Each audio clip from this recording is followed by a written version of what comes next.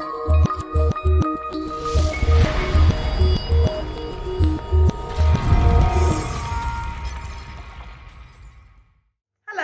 Kristie here from Bushveld Bees. Well, in South Africa, we're back to lockdown 4 for another 2 weeks. So I thought I'd give you guys something handy to do. We often make mead, usually throughout the year in any case, but what a good time to make some. Whilst you're sitting at home, can't get out because of all the chaos, here's a handy hint. Let's make some mead. What we normally start with is sterilizing all the equipment. The stuff that you're going to need is a jug to put your mead into. We've got a 5-liter bucket here, and then a knife to cut the fruit, and then a measuring jug and a mixing spoon. I've actually got a fork here. All of these things need to be sterilized before you start your process of making the mead. There's 2 ways that you can sterilize. You can either get chlorine sachets and sterilize everything using that.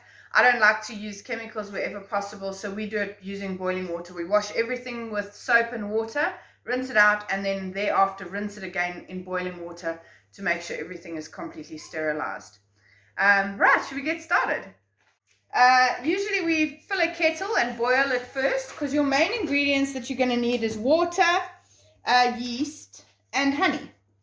So yeast, honey, water, that's your main stuff. But if you want to, you can also add fruit to give it a different sort of flavor. We've made mead with orange, which is always really delicious.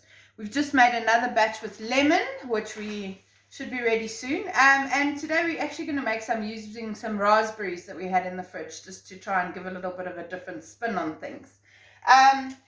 So basically, you're going to need 3 liters of boiled water. It mustn't be boiling when you're adding it. It must just be boiled so that it's sterilized. Then you're going to need 7 grams of yeast.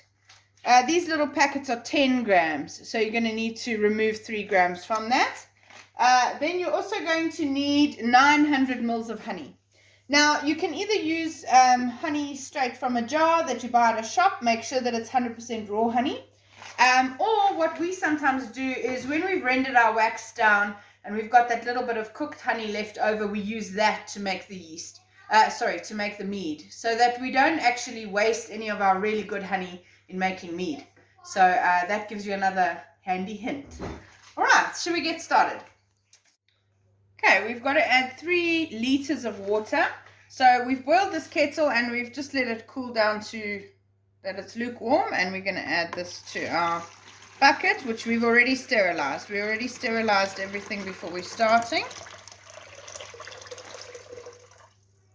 Okay, now we're going to add the honey, and we're going to mix the honey in. The honey is 900 grams, which we've got to add to this. Once we've mixed and stirred that in, then you can add any fruit that you choose to. You don't have to add fruit, but we like to just add a bit of something extra to it. Okay, I've measured out 900 milliliters of honey. Remember, it's not grams like we normally weigh honey. For this recipe, we're using milliliters. So 900 mils of honey, I've measured out into the jug, and I'm going to pour it in slowly.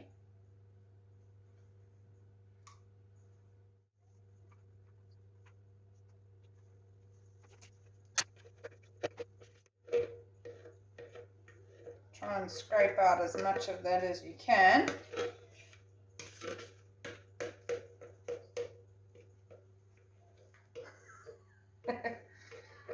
Okay, now once we've got that out, we're going to just give it a nice stir. Alright, so now we have a honey water mix.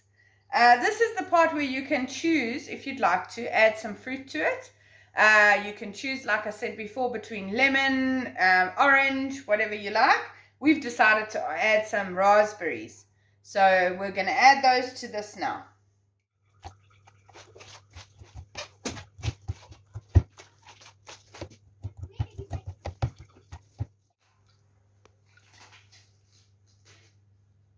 The quantity of fruit is about 125 mils, 1 fruit, 1 lemon or 1 orange per recipe.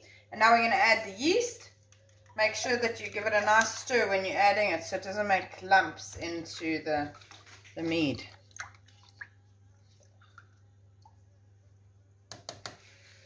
Good, all done. Oh, and the bees are here. So now we're done. All we have to do now is wait for the magic to happen. We're going to seal it with a lid. This lid is quite nice because it's got a little lip over it. Don't seal it all the way around because you want air and gases to be able to still escape. But you also don't want fruit flies and things going in. So we're going to clip it in just halfway. And then the rest is, you can see it is still open, but nothing can get inside there. But the gases will be able to come out. We're going to leave this baby for 4 weeks. We're going to count it down on our calendar.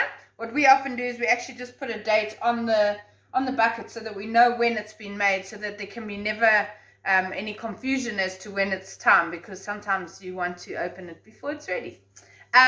Basically, it'll start bubbling within the next day or two, and effectively it'll bubble all the way through the 4 weeks until about the last few days, and that's when we know that it's ready. And then we'll siphon it out. We usually don't want any of the sediment which will be left on the bottom, and you don't want any of the foam which will be left on the top. So you want to get all the liquid from somewhere in the middle. Bottle it up in nice sterilized jars and either give it as gifts or keep it for yourself. Enjoy! I'm back. I forgot to give you my golden nugget. Once you've got this baby sealed up half and placed it somewhere, don't move it. Leave it exactly as it is. We normally put big signs on it to say, do not move. You can take a little sneak peek every couple of days, but try to leave it as much as possible without touching it or moving it. That's where you're going to get the best results. Enjoy your mead. Let us know how yours turns out on our page by commenting. Subscribe for new and helpful tips every week. Cheers for now.